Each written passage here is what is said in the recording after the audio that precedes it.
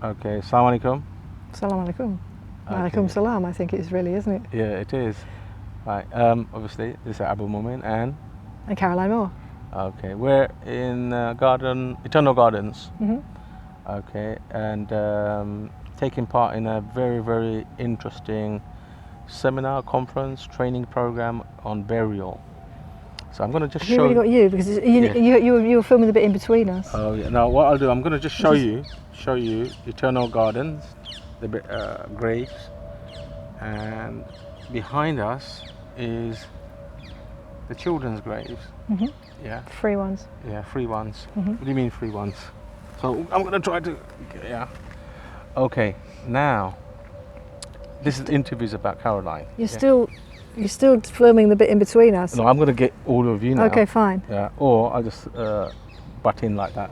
Yeah, that's fine. All right. I thought the bit in between us was less interesting than either of us. Okay.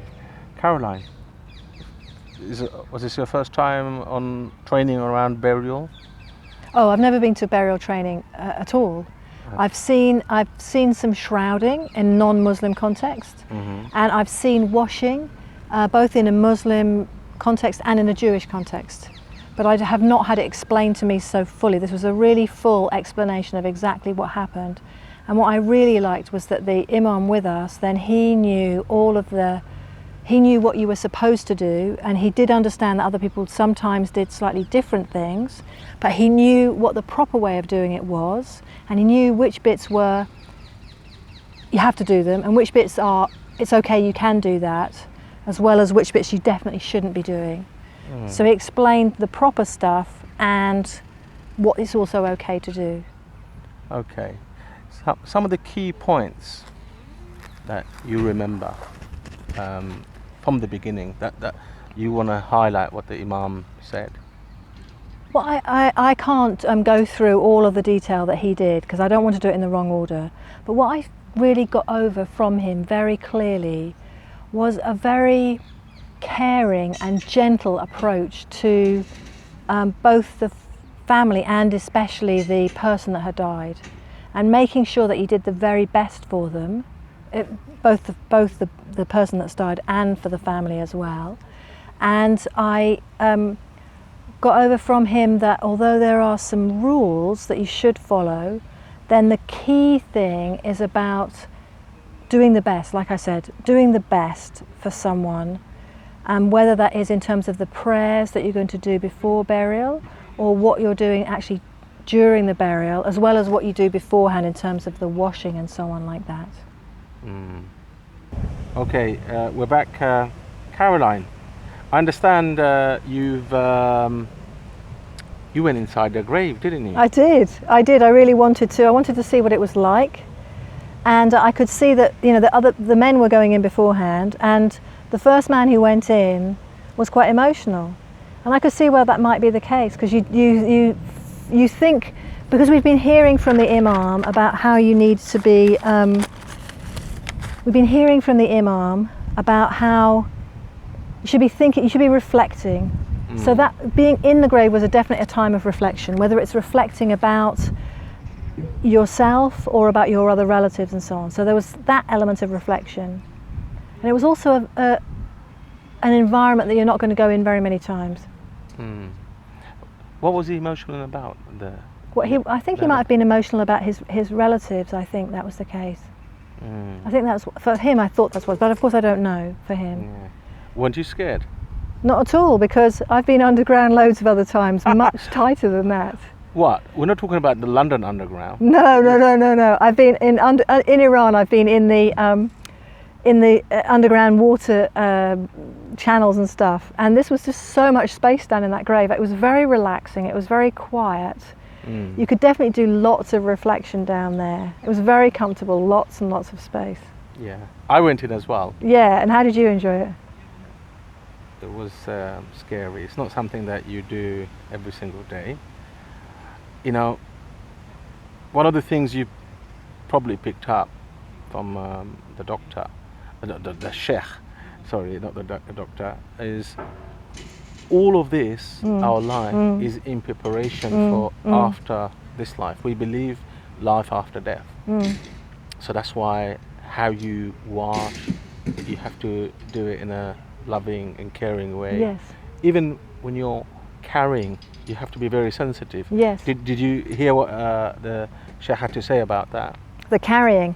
I Yeah. thought that he explained the kind of theoretically right way of doing it, which was to move all this moving around and everything, but he also understood that many people might want to be part of the carrying, and that wasn't going to work if we were doing this sort of relatively slow and complicated thing. And so he was explaining the other way of doing it in terms of having lots of men and passing it along them so that everybody got a chance to show their respect to the person that had died and to literally shoulder some of the burden of carrying their body to the grave.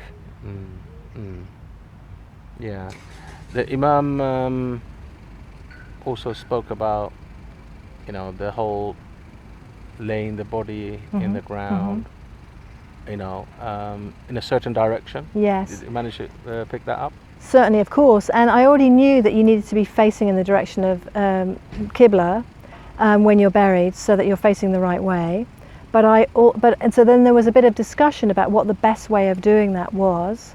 And so from the practicality point of view, then I also heard from the people who were involved in the practicality of it, that the grave diggers will have measured a person so that they'll know that the grave is the right size for them and so on. And then the Imam spoke about how you would be lowering them carefully down, not respectfully, and remembering that kind of like the hearing and not being rough to them. So don't be any rougher to them than you would be when they were alive. It was something that I really took home from there. I think that's a really important thing to do. And then you may want to just put them on their side as a way of making sure that they're facing in the right direction. Yeah. One of the things I actually took from that presentation at that time was, you know, he spoke about the Barzakh. Yeah. So this is the passing on from this world to the hereafter, the in between. That is the Barzakh stage. A lot of families give a lot of importance at that Barzakh stage. Where, you know, they want the best for their loved one at that stage from a spiritual belief point of view. So earlier on, when we'd seen one of the funeral directors doing the shrouding, and how the shroud was tied with a kind of like a special knot, a bit like a shoelace knot, so that you can undo the ties at the top end and the bottom end, so that the angels can kind of get into you. And I really liked that idea in terms of making it as easy as possible for the person, and so that to let them get through there. So that, I know this is coming away a little bit from what you just said, but so the Imam spoke about, so after you've done the prayers, you've then got to carry them to the grave. And so you might want to go really fast, because if they're a good person and getting towards the more heaven end of things, paradise end of things, then you might want to get them there as quickly as possible.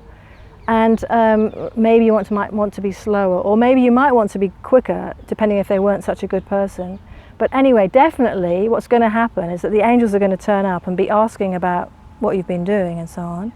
And so that was not something that I knew of before at all. So I was really interested. Do you know the three questions they will ask? The three questions are, I think of it, the three questions are, there's one about what's your religion? Ma Rabbuka. There's one about who is this? That's the third one, about recognizing the Prophet. Recognizing Muhammad, I think. And the first one is, Ma Rabbuka. Are you a Muslim? No. Who is your Lord? Who is your Lord? Thank you very much. It says three questions. Ma Rabbuka, Ma Dinuka, Ma Huwa. Who is your Lord? What is your way of life? And who is this person?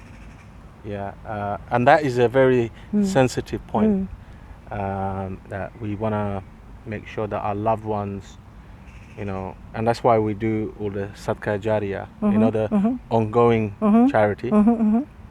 Yeah, so that we help our parents or brothers and sisters. It's a way of continuing to do good things for the dead when you're living. Making sure that there's more charity, that there's things being done in the name of that person, and so that will be to the credit of that dead person, the person who's deceased.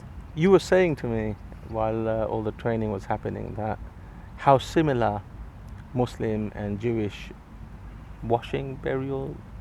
Well, there's big similarities and really big differences, and the practicality is quite different because Jewish bodies get dressed in all sorts of clothes, lots of special clothes happen, and they get washed in a certain amount of water. It's really important that it's a certain amount of water, and but the kind of the feeling of loving kindness is exactly the same, the same.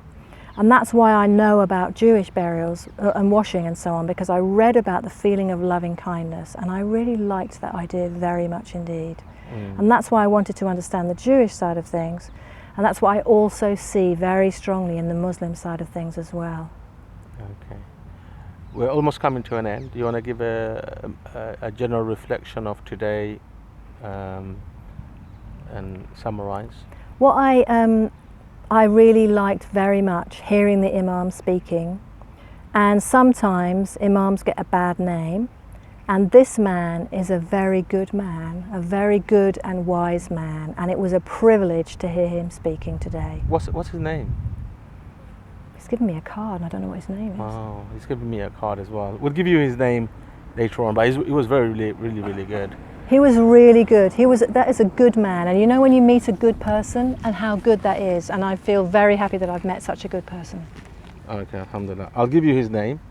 His name is Abdur Rahman ibn Yusuf Mangera. He's done his PhD. I bet he has. Okay, all right. And he's written a lovely book which we're going to be buying.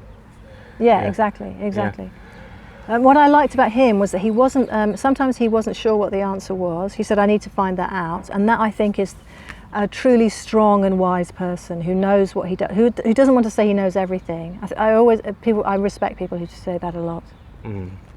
Okay. Thank you very much, Caroline. As helpful as ever. We're going to be visiting a few ill people late after our visit in Eternal Gardens, which you can see. Children's graves, and you can see, you can see a lot of graves there for adults. Thank you very much for watching. Inshallah, we'll edit this and you'll have it soon. Assalamu alaikum. You want to give you a salam? Oh, am I salam alaikum or alaikum salam? I like that. Both of